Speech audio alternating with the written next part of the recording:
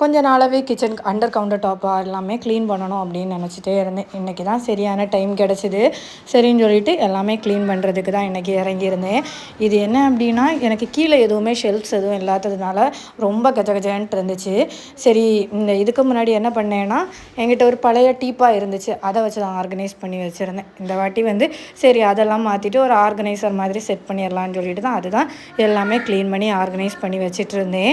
இப்போ எனக்கு ஸ்பேஷியஸ் நல்லா இருக்குது. மொத்தமாகவே என்னோடய கிச்சனில் இவ்வளோ தான் திங்ஸ் இருக்குது. அவ்வளோ திங்ஸுமே இந்த ஒரு கபோர்ட்லேயே நின்றுருச்சு. எனக்கு பார்த்திங்கன்னா ஷெல்ஃப்ஸ் எதுவும் இல்லாததுனால கொஞ்சம் ஆர்கனைஸ் பண்ண கஷ்டமாக இருந்துச்சு.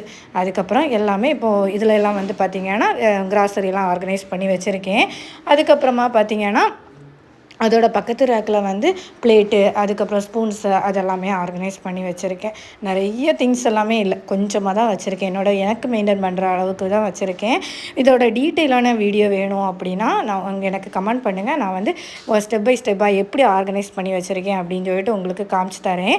அதுக்கப்புறம் அண்டர் சிங்காக கீழே இந்த மாதிரி கிரைண்டர்லாம் வச்சு தான் ஆர்கனைஸ் பண்ணி வச்சுருக்கேன்.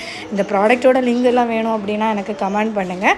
இதே மாதிரி நிறைய வீடியோஸ் உங்களுக்கு நெக்ஸ்ட் வீடியோவில் இது பண்ணுறேன். என்னோடய டீட்டெயிலான அண்டர் கவுண்டர் டாப் ஆர்கனைசேஷன் வேணும்னாலே எனக்கு கமெண்ட் பண்ணுங்கள்.